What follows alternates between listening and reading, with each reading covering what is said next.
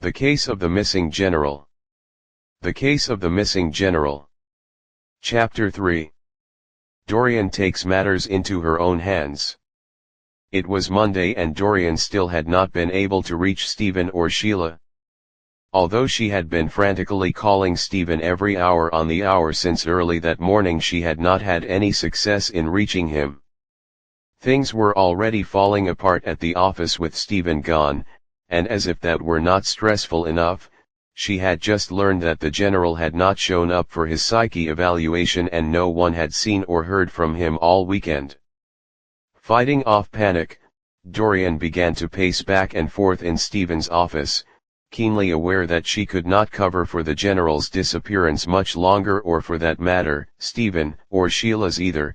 The rest of her day passed slowly as she stayed camped out in Steven's office to avoid Jenkins, the daily investigator's notoriously nosy and overbearing accountant. It was nearing the end of the day when suddenly Steven's office phone rang and she instinctively picked it up. Steven Steedinger's office. "Can I help you?" The man's voice on the other end sounded uncertain yet amicable.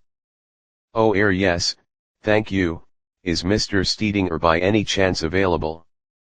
Dorian tried to keep her tone as professional as possible. "I am sorry, he is not in the office right now, but I would be glad to take a message for you."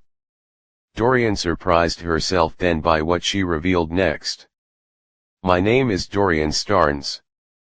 I am Steven's assistant and a good friend of his, and well, if you happen to have any important information for him, you could actually pass it along to me." Her pulse quickened. Under normal circumstances she never would have made such a bold suggestion, but the situation was desperate and something in the man's voice and manner made her feel as though she might be able to trust him. There was a nerve-wracking silence before he answered. "I must say I am quite relieved to hear that, because you see." And here he paused briefly before continuing on in a hushed tone of voice as though he feared being overheard, "I actually do have rather urgent and important information regarding a case I believe Mr. Steedinger might be handling." Dorian caught her breath in a mixture of excitement and surprise. Surely he must be referring to the general's case. Her heart began to thump wildly with renewed hope as she answered. "Mr. Steedinger is currently working on the case I believe you are referring to, but it has unfortunately made him unavailable, and for what I fear may be an indefinite period of time.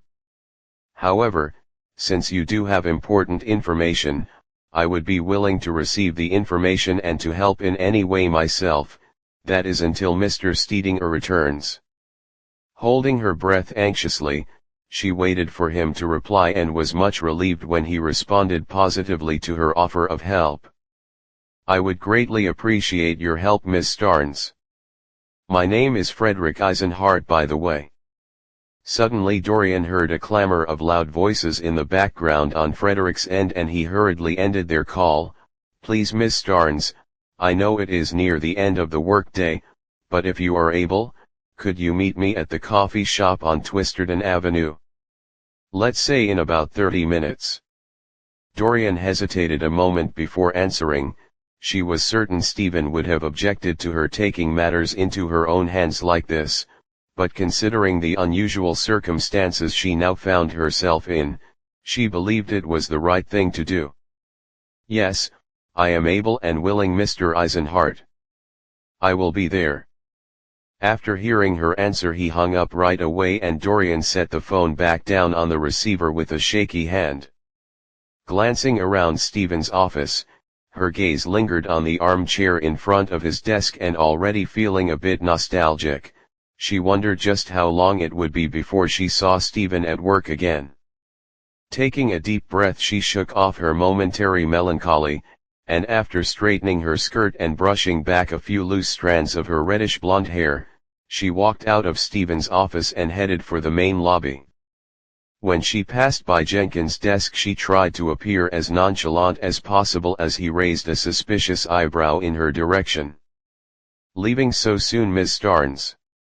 Dorian glanced up anxiously at the clock on the wall. "It is just now 5 p.m. Mr. Jenkins, would you mind terribly closing up for me today? I have an appointment that I don't want to be late for." To her surprise, Jenkins did not say no. "Yes, I will close up the office, Miss Starnes, however do not think for a moment that I am unaware of Mr. Steedinger's absence today." Dorian stiffened and fought to keep her composure. She was not going to let Jenkins bully her. "Steven does not answer to you and neither do I." Jenkins' gaze was disapproving as he scolded her from behind his wiry spectacles. "Carry on then, Miss Starnes, what you and Mr. Steedinger do is of no consequence to me, however I will have to dock a day's pay from his paycheck." Dorian was more than exasperated with his attitude as she ran to the exit, not wanting to be late. "Do what you must, Mr. Jenkins, and I can assure you that I will do the same."